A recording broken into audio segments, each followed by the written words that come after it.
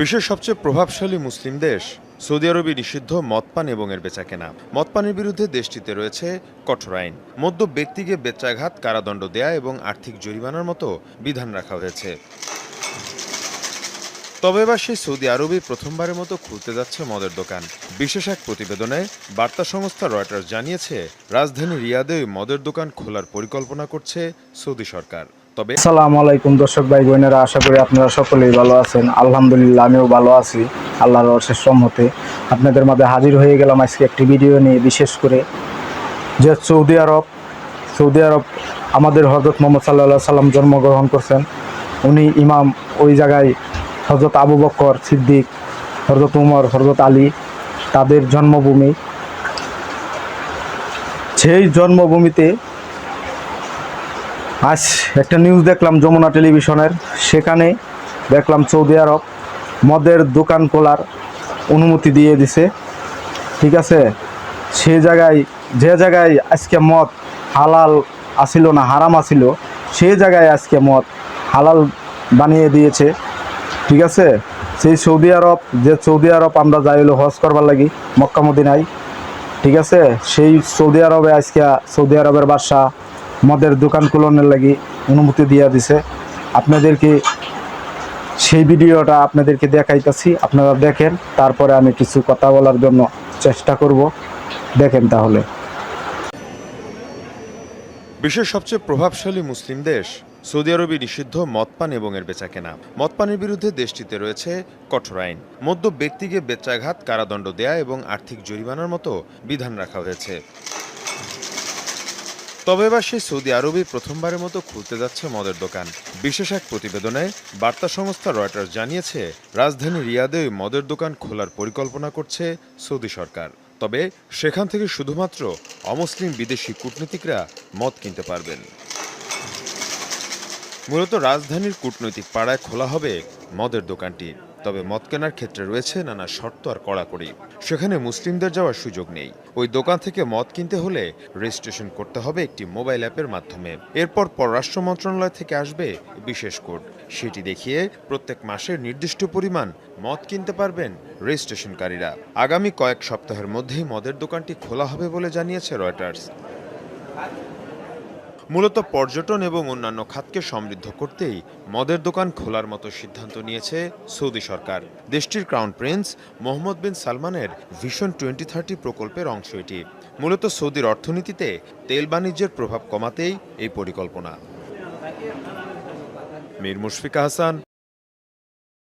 আপনারা তো ভিডিওটি দেখতেই পারলেন, তাহলে আপনারাই বলুন, সে জায়গায় মদ কিভাবে, যে জায়গায় নবীজি থাকা অবস্থায় মদ হারাম হয়ে গিয়েছে, আল্লাহ হারাম করে দিয়েছে, সেই মদ দের লাইসেন্স এবং কি মদ বিক্রি করার জন্য কিভাবে সৌদি আরবের বাদশাহ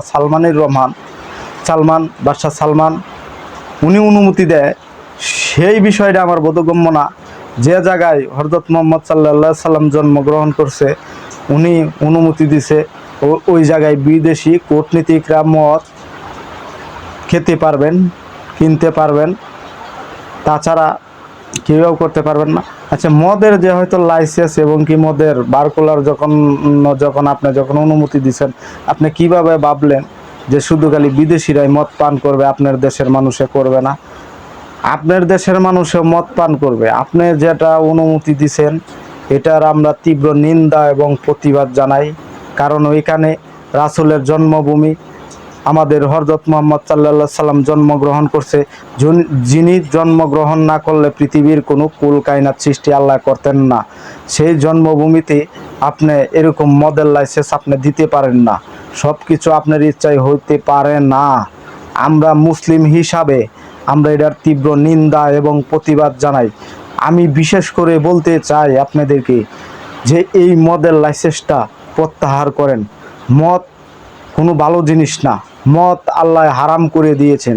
সেই জায়গায় আপনি মদ হালাল বানাতে পারেন না, আপনি ব্যবসার লাইসেন্স দিতে পারেন না, এই অধিকার আপনার নেই। কারণ আপনি যে মদের লাইসেন্সটা দিচ্ছেন, এটা দিয়ে খালি শুধু বিদেশি কূটনীতিকরা তারাই যে খাবে তা না, আপনার দেশের জনগণ, যুব সমাজ নষ্ট হয়ে যাবে।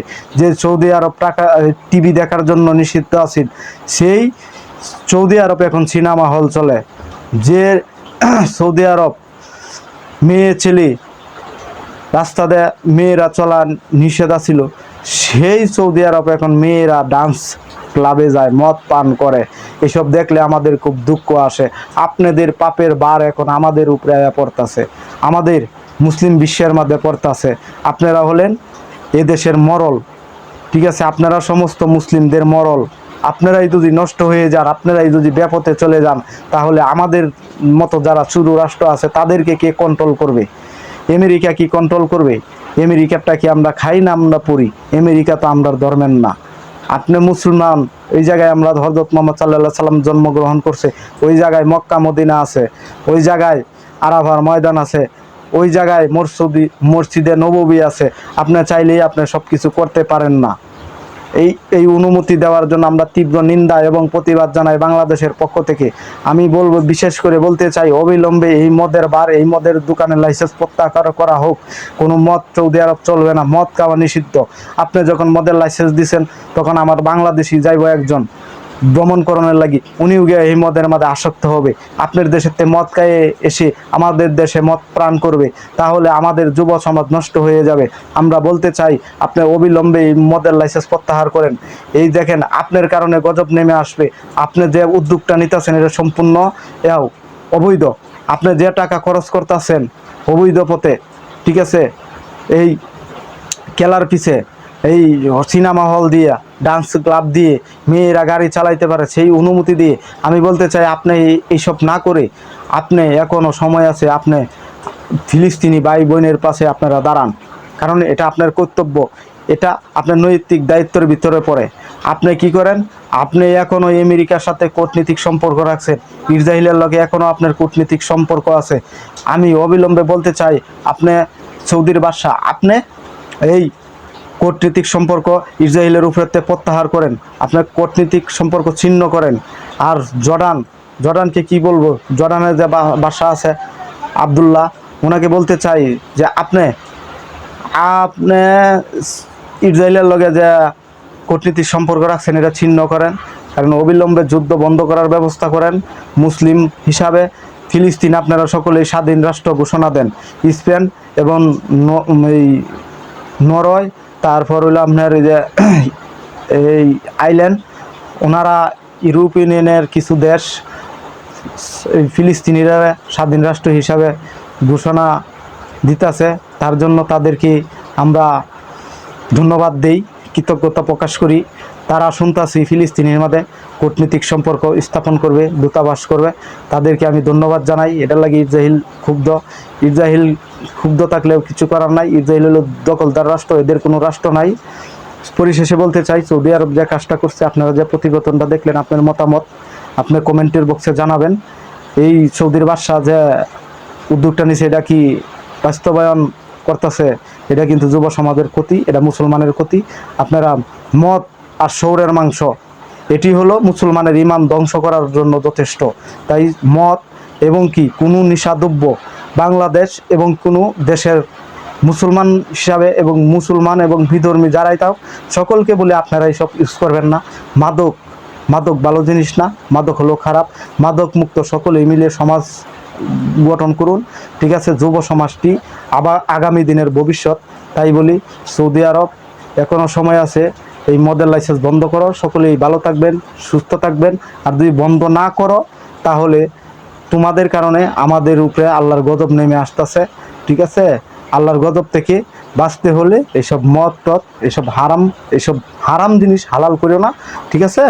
সকলেই ভালো থাকবেন, সুস্থ থাকবেন। আল্লাহ হাফেজ, আসসালামু আলাইকুম। দেখা হবে অন্য কোনো দিন, অন্য কোনো জায়গায়, অন্য কোনো ভিডিওতে। সকলেই ভালো থাকবেন, সুস্থ থাকবেন।